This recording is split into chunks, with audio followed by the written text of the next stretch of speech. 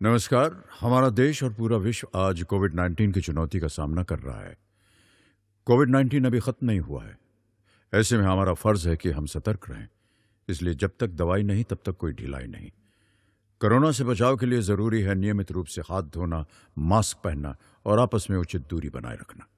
याद रखिए, 2 गज दूरी, मास्क है जरूरी। खांसी, बुखार या सांस लेने में कठिनाई होने पर हेल्पलाइन नंबर 1075 पर संपर्क करें। आइए बच्चों, आज हम कुछ त्रिकोणमितीय अनुपातों के बारे में जानेंगे। तो सबसे पहले हम आपको ये बता दें कि त्रिकोणमितीय अनुपात क्या होता है। किसी समकोण त्रिभुज में न्यून कोण थीटा के सापेक्ष भुजाओं का अनुपात को हम त्रिकोणमितीय अनुपात कहते हैं।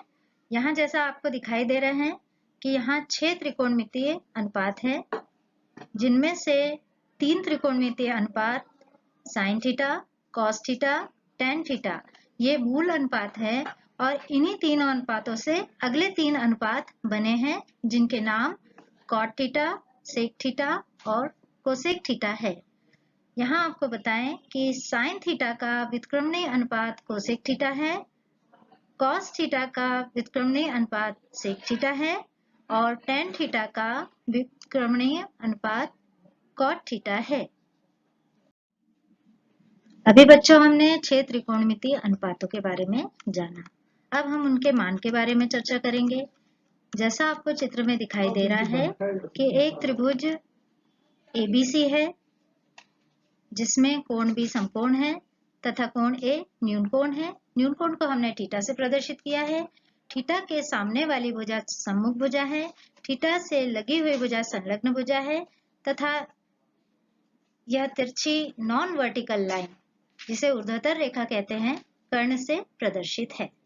अब हम 6 त्रिकोणमितीय अनुपातों के मानों के बारे में देखेंगे कि साइन थीटा बराबर सम्मुख भुजा बटे कर्ण बराबर BC बटा AC, कॉस थीटा बराबर संलग्न भुजा बटे कर्ण बराबर AB बटे AC, टेन थीटा बराबर सम्मुख भुजा बटे संलग्न भुजा बराबर BC बटे AB, कॉट थीटा बराबर संलग्न भुजा बटे सम्मुख भुजा बराबर AB बटे BC, सेक थीटा बराबर कर्ण बटे संलग्न भुजा बराबर AC बटे AB। इसी प्रकार कोसेक थीटा बराबर कर्ण बटे सम्मुख भुजा बराबर AC बटे BC।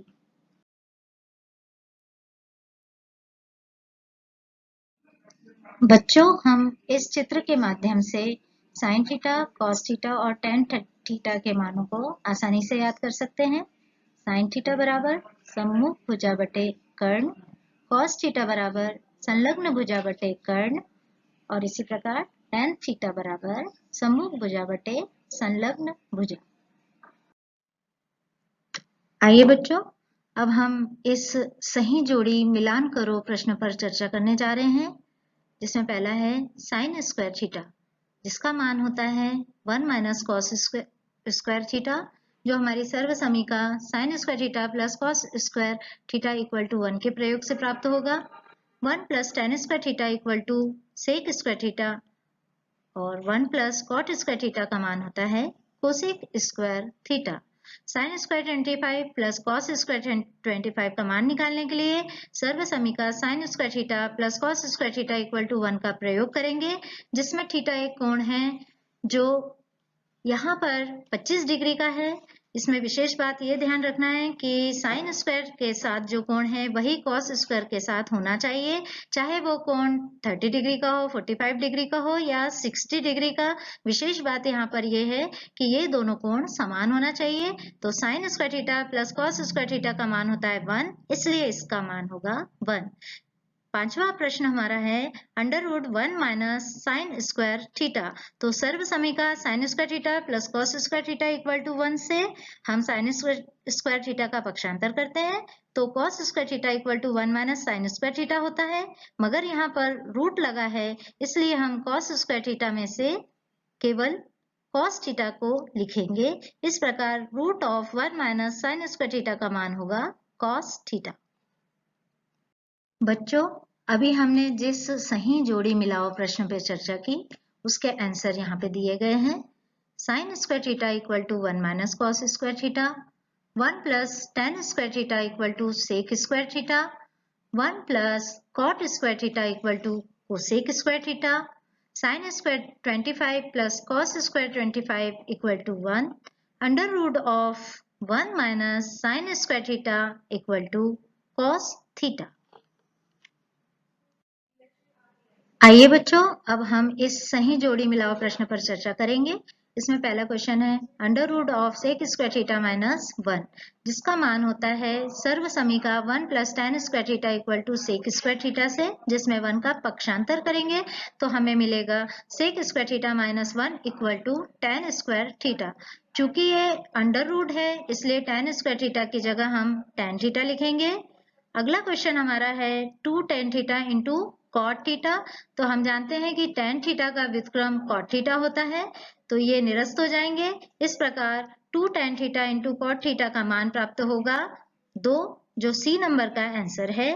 प्रश्न क्रमांक 3 पे कोसेक स्क्वायर थीटा माइनस 1, इसके लिए हमारी सर्व समीका 1 plus cot square theta equal to cosec square theta का प्रयोग करेंगे, जिसमें 1 का पक्षांतर करने पर cosec square theta minus 1 equal to cot square theta प्राप्त होगा।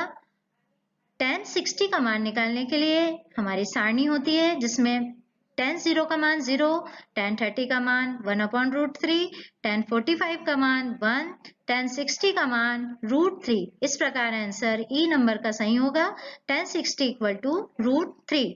पांचवें नंबर की सही जोड़ी के लिए root of 1 minus cos square theta equal to होता है, इसे निकालने के लिए हम सर्वसमीका sin square theta plus cos square theta equal to 1 का प्रयोग करेंगे, जिसमें cos स्क्वायर थीटा का पक्षांतर करते हैं तो 1 minus cos square theta equal to आता है sin स्क्वायर थीटा। चूंकि यहाँ रूट लिखा है तो sin स्क्वायर थीटा की जगह हम लिखेंगे sin थीटा। इस प्रकार पांचवें क्वेश्चन का सही जोड़ी होगी बी नंबर का sin थीटा। बच्चों, अभी हमने जिस जोड़ी बनाओ प्रश्न पर चर्चा की है उसके आंसर यहाँ पर दिए हुए हैं।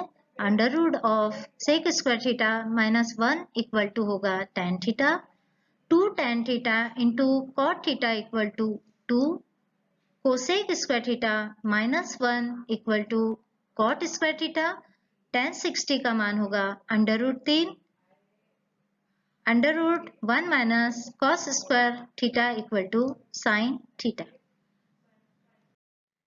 आइए बच्चों, अब हम अगली सही जोड़ी मिलाओ प्रश्न पर चर्चा करेंगे। इसमें पहला नंबर पे दिख रहा है 1/sec square theta plus 1/cosec square theta. Sec square theta cos square theta का व्युत्क्रम होता है, यानी इस जगह पर cos स्क्वायर थीटा मान होगा। Cosec square theta sine square theta का व्युत्क्रम होता है, इसलिए यहाँ पर साइन स्क्वायर थीटा मान होगा। तब हमारी सर्व समीका sine square theta plus cos square theta equal to 1 से इसका भी आंसर 1 प्राप्त होगा। दूसरे नंबर पे 1 plus cos theta into 1 minus cos theta, ये एक सर्व समीका a plus B into A minus B equal to A square minus B square के तरह की है। तो A square minus B square के लिए 1 का स्क्वायर माइनस कॉस थीटा का स्क्वायर, 1 का स्क्वायर 1 मिलेगा, कॉस और कॉस थीटा का स्क्वायर कॉस स्क्वायर थीटा। इस प्रकार इस पूरे भाग का मान 1 माइनस कॉस स्क्वायर थीटा होगा, जिसका मान होता है साइन स्क्वायर थीटा। तीसरा प्रश्न है tan स्क्वायर थीटा, जो हमारी सर्व समीका 1 plus tan square theta equal to sec square theta से 1 का पक्षांतर हुआ तो tan square theta equal to sec square theta minus 1 प्राप्त होगा। साइन 60 के मान के लिए साइन 0 का मान 0 होता है, साइन 30 का मान 1/2, साइन 45 का मान 1/√2 और साइन 60 का मान √3/2। पांचवा 9 सेक square A minus 9 tan square ए में हम देखेंगे दो पद है, दोनों पदों में 9 कॉमन है, इसे कॉमन निकालेंगे तो अगले ब्रैकेट के अंदर sec square A minus tan square A बचेगा, जो कि हमारी सर्व समीका 1 plus tan square theta equal to sec square theta से, जिसमें tan स्क्वायर थीटा का पक्षांतर किया है, जिससे sec square theta minus tan square theta equal to 1 प्राप्त होगा। तो 1 का मल्टीप्लिकेशन 9 में होगा, 9 1 जा 9। इस प्रकार 5वें नंबर के प्रश्न का आंसर होगा डी 9। बच्चों, अभी हमने जिस सही जोड़ी मिलाओ प्रश्न पे चर्चा की थी उनके आंसर्स यहाँ पे लिखे हुए हैं। 1/sec² theta plus 1/cosec² theta equal to होगा 1 plus cos theta into 1 minus cos theta equal to होगा sin² theta, tan² theta equal to होगा sec² थीटा माइनस 1, sin 60 का मान होगा √3/2, 9 sec² a minus 9 tan² a का मान होगा 9। आइए बच्चों, अब हम अगली सही जोड़ी मिलाए प्रश्न पर चर्चा करेंगे। इसमें पहला क्वेश्चन है sin² a plus cos² a equal to होता है 1। दूसरी सर्वसमीका 1 plus tan² a equal to होता है sec² a। तीसरी सर्वसमीका 1 plus cot² a equal to होता है cosec² a। चौथे नंबर पे 1 माइनस sin² a लिखा है, जो हमारी सर्वसमीका sin² a plus cos² a equal to 1 से जब हम sin² a का पक्षांतर करेंगे तो 1 माइनस sin² a बराबर मिलेगा हमें cos² a। tan² a के लिए सर्वसमीका 1 plus tan² a equal to sec² a का प्रयोग करेंगे, जिसमें से 1 का ट्रांसफर या पक्षांतर हुआ है तो tan² a इक्वल टू मिलेगा sec² a माइनस 1। हाँ तो बच्चों, अभी हमने जिस जोड़ी मिलाओ प्रश्न पर चर्चा की थी उसके आंसर यहाँ पर दिए हुए हैं। sin² a plus cos² a equal to 1 होगा, 1 plus tan² a equal to sec² a होगा, 1 plus cot² a equal to cosec² a होगा, 1 minus sin² a equal to cos² a और tan² a equal to sec² a minus 1। बच्चों, हम विशिष्ट कोणों से संबंधित एक प्रश्न को हल करने का प्रयास करेंगे। प्रश्न है sin 60 cos 30 plus sin 30 cos 60। इसे हल करने के लिए हमें sin 60 cos 30 और इसी प्रकार sin 30 cos 60 के मान मालूम करने होंगे, लिखने होंगे। तो sin 60 का मान होता है √3/2। जो बच्चों को सारणी याद करवाई जाती है उसमें कुछ विशिष्ट कोणों के मान दिए रहते हैं। sin 0 का मान 0, sin 30 का मान 1/2, sin 45 का मान 1/√2, sin 60 का मान √3/2 से हम यहाँ लिखेंगे sin 60 इक्वल टू √3/2। इसी प्रकार sin 30 का मान लिखेंगे 1/2। cos 60 के मान के लिए cos थीटा की जो लाइन है cos 0 equal to 0, cos 30 √3/2, cos 45 1/√2 और cos 60 1/2। इसी प्रकार cos 30 का मान √3/2 होगा। अब हम दिए गए कथन में मान रखेंगे। इस प्रकार हमें sin 60 की जगह √3/2, cos 30 की जगह √3/2 तथा sin 30 का मान 1/2, cos 60 का मान √3/2 रखेंगे। अब इसे सरल करेंगे। अंश में अंश का गुणा किया, √3 इंटू √3 इक्वल टू 3। तो हम अंश में 3 लिखेंगे, 2 2 ज़ा 4। इसी प्रकार 1 इंटू 1 1, 2 इंटू 2 2 2 ज़ा 4। अब हम नीचे दिए गए हर का लघुत्तम लेंगे। यहाँ 4 है, यहाँ 4 है, इसलिए हम एक बार 4 को लिखेंगे और अंश में 3 प्लस 1 4/4। अब ये इसे हम काट देंगे। इस प्रकार 1 प्राप्त होगा। बच्चों, 3 मार्क्स में आने वाले एक महत्वपूर्ण प्रश्न पर हम चर्चा करने जा रहे हैं। प्रश्न क्रमांक 2, निम्नलिखित का मान निकालिए। 2 tan² 30 plus cos² 30 minus sin² 60। इसका मान निकालने के लिए सबसे पहले हमें tan 30, cos 30 और sin 60 के मान मालूम होना चाहिए, जिसके लिए बच्चों को एक सारणी याद करवाई जाती है। तो जैसे sin 60 का मान निकालने के लिए हमें पहले sin 0 का मान 0, sin 30 का मान 1/2, sin 45 का मान 1/√2 और sin 60 का मान होता है √3/2। उस सारणी से हमने ये मान लिखा। इसके लिए हमको सारणी याद होना चाहिए। tan 30 के मान के लिए tan 0 का मान 0, tan 30 का मान 1/√3 और cos 30 के मान के लिए हमारी सारणी से cos 0 का मान 1 होता है और cos 30 का मान आता है √3/2। इस प्रकार हमने उस सारणी की मदद से ये तीनों मान लिख लिए हैं। अब हम दिए गए कथन में इन मानों को रखेंगे। वो कुछ इस प्रकार से जमेगा। tan 30 का मान 1/√3 था, उसका हमने होल स्क्वायर किया। cos 30 का मान √3/2 था, उसका भी स्क्वायर किया और sin 60 का मान √3/2 था, इसका भी स्क्वायर किया और यहाँ 2 था इसलिए 2 का गुणा किया है। अब हम इसे थोड़ा सरल करेंगे तो आप देखेंगे 2 वैसा ही उतारा है। 1 का स्क्वायर 1 हुआ, √3 का स्क्वायर यानी 3 होता है क्योंकि कर्णी 3 गुणा कर्णी 3 यानी 3 आता है, या कर्णी 5 गुणा कर्णी 5 यानी 5। कर्णी 3 का वर्ग यानी 3, 2 का वर्ग यानी 4 माइनस कर्णी 3 का वर्ग 3, 2 का वर्ग 2 दूनी 4। अब इसे हल करने के लिए हम देखेंगे कि यहाँ पे जो दो मान है, एक प्लस का है एक माइनस का है और समान मान है, तो ये कट जाएंगे या निरस्त हो जाएंगे, इनका परिणाम 0 रहेगा। अब बचेगा 2 गुणा 1/3, जिसे हम और सरल करते हुए 2 एकम 2 और बटा 3 लिखेंगे। इस प्रकार मान को हमने प्राप्त किया। आइए बच्चों, 3 मार्क्स में आने वाले एक त्रिकोणमिति के महत्वपूर्ण प्रश्न पर हम चर्चा करेंगे। प्रश्न क्रमांक 3 है, निम्नलिखित के मान निकालिए। cos 45/sec 30 plus cosec 30। इसे हल करने के लिए हमें cos 45, sec 30 और cosec 30 के मान मालूम होना चाहिए, तो वो हम लिखने का प्रयास करेंगे।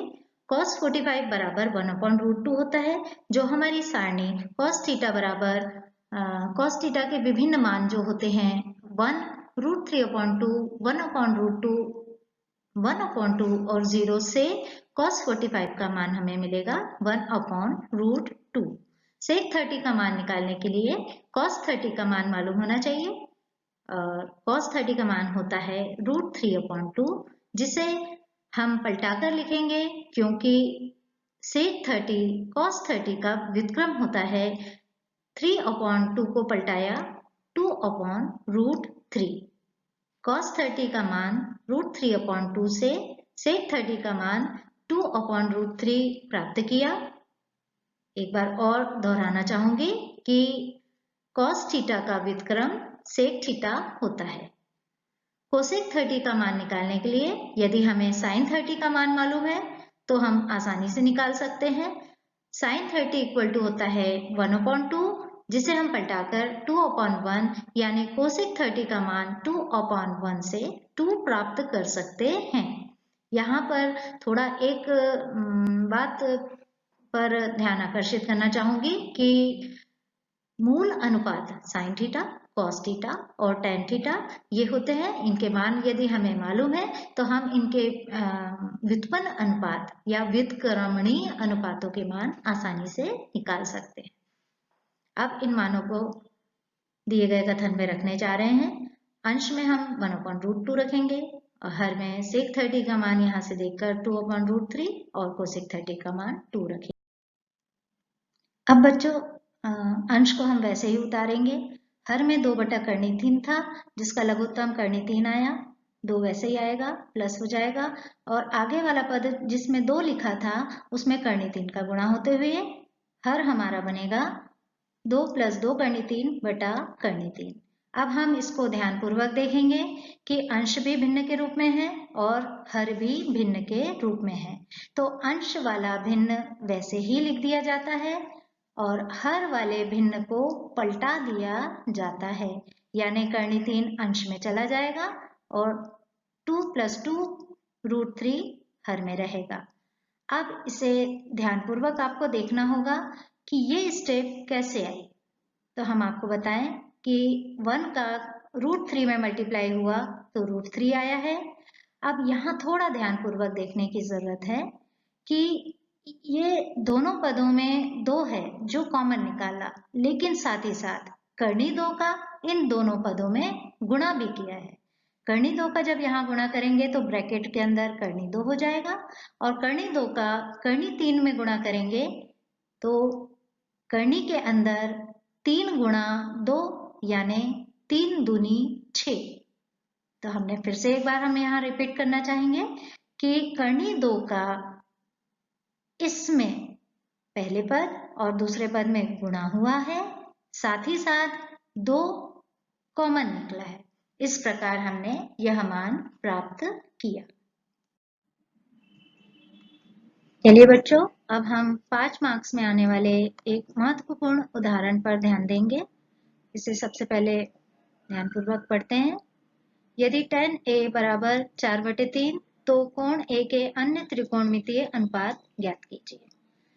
इस प्रश्न को हल करने के लिए सबसे पहले हम ये देखेंगे कि क्या दिया है।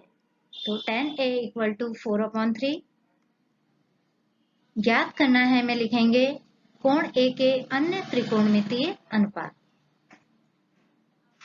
इसके लिए संबंधित चित्र समकोण त्रिभुज बनाएंगे। विशेष बात यह है कि कोण A में A न्यून कोण है, इसे न्यून कोण के रूप में यहाँ मेंशन किया जाएगा। A के सामने वाली भुजा सम्मुख भुजा, A से लगी हुई भुजा संलग्न भुजा है और AC कर्ण है। अब त्रिभुज ABC में tan A बराबर जो दिखाई दे रहा है 4/3 है, लेकिन हम जानते हैं कि tan A सम्मुख भुजा बटे संलग्न भुजा होता है, इसलिए हम लिखेंगे BC/AB।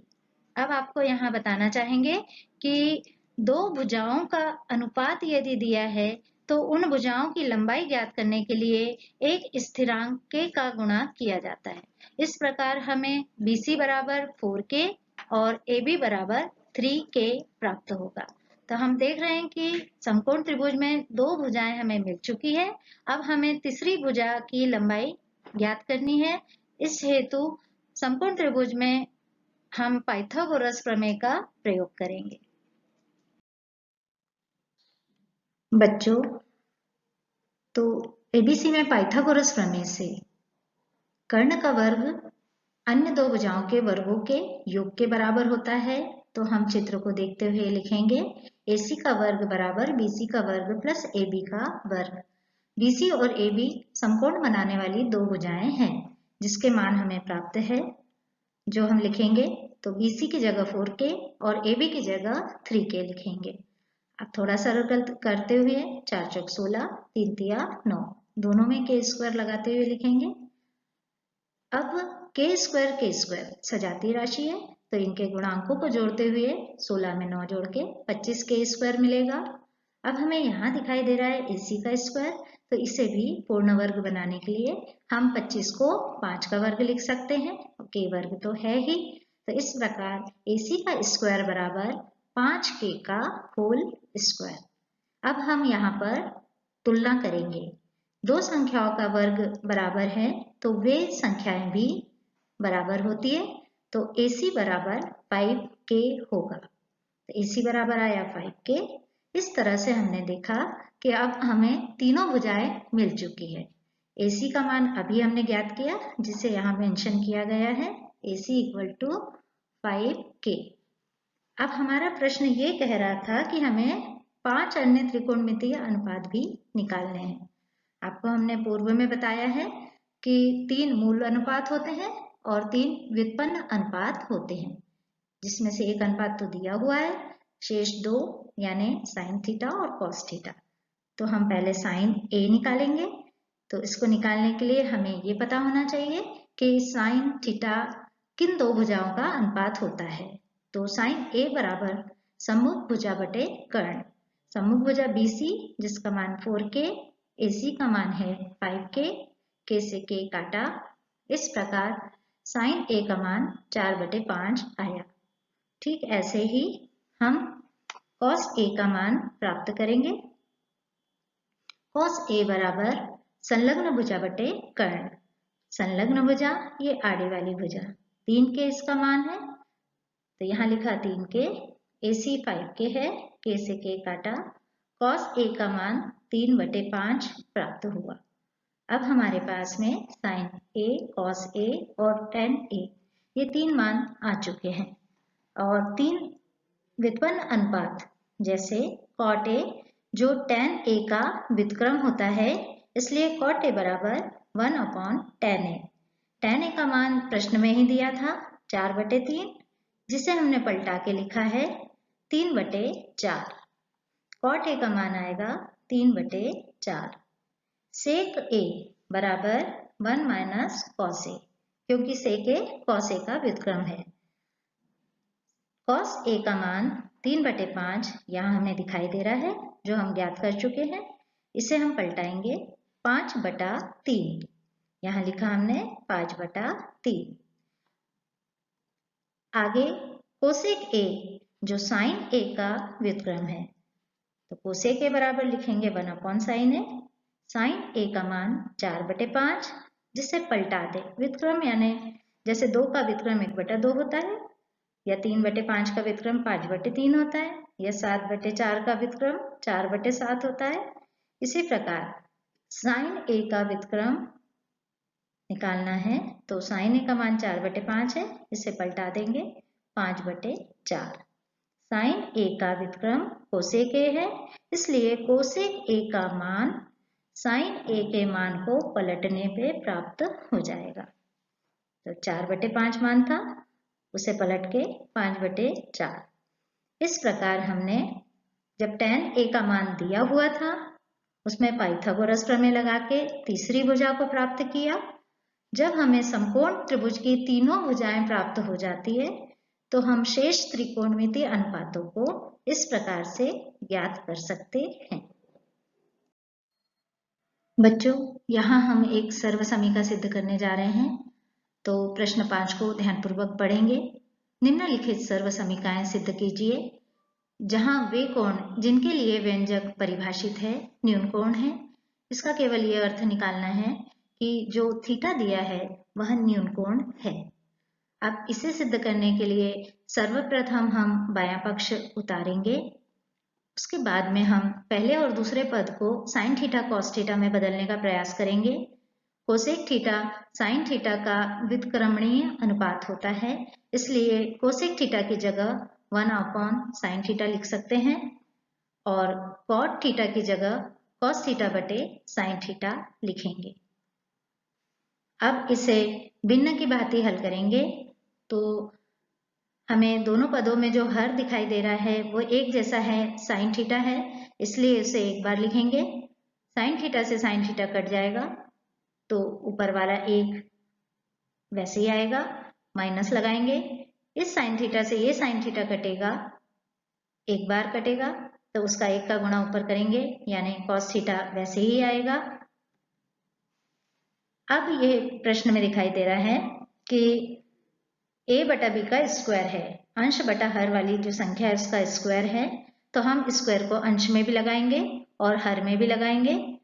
1 - cos थीटा का स्क्वायर हो जाएगा और sin थीटा का स्क्वायर, यानी अब प्रश्न को आगे हल करते हुए हर में sin स्क्वायर थीटा की जगह हम 1 - cos स्क्वायर थीटा लिखेंगे, जो हमारी सर्वसमीका sin square theta plus cos square theta = 1 में cos स्क्वायर थीटा का पक्षांतर करने से प्राप्त होता है। अब इसे ध्यानपूर्वक देखेंगे तो यह a square minus b square की तरह है, जिसका मान होता है a plus b into a minus b। तो हम a की जगह 1 रखेंगे, b की जगह cos थीटा रखते हुए एक बार जोड़ देंगे और एक बार घटा देंगे। अब हम इसे ध्यानपूर्वक देखें तो अंश में 1 - cos थीटा का स्क्वायर, यानी 1 - cos theta into 1 - cos theta है। तो 1 - cos थीटा जो अंश में है वह हर वाले 1 - cos थीटा से कट जाएगा, तो अंश में केवल 1 - cos थीटा बचेगा और हर में 1 + cos थीटा बचेगा, जो हमारा दायां पक्ष है। इस प्रकार हमने बायां पक्ष को लेकर चले और दायां पक्ष पर पहुंच गए हैं और हमने सर्वसमीका को सिद्ध किया। आइए बच्चों, अब हम एक महत्वपूर्ण सर्वसमीका को सिद्ध करने जा रहे हैं। इसे सिद्ध करने के लिए सबसे पहले हम बायां पक्ष उतारेंगे। cos A/1 plus sin A plus 1 plus sine A upon cos A. अब इसे भिन्न की तरह हल करेंगे। दोनों हरों को ध्यान से देखें तो 1 प्लस साइन ए लिखेंगे और कॉस ए लिखेंगे। पहले हर से 1 प्लस साइन ए कट जाएगा, कॉस ए बचेगा, जिसका अंश में गुणा करेंगे तो cos A into cos A यानी कॉस स्क्वायर ए मिलेगा।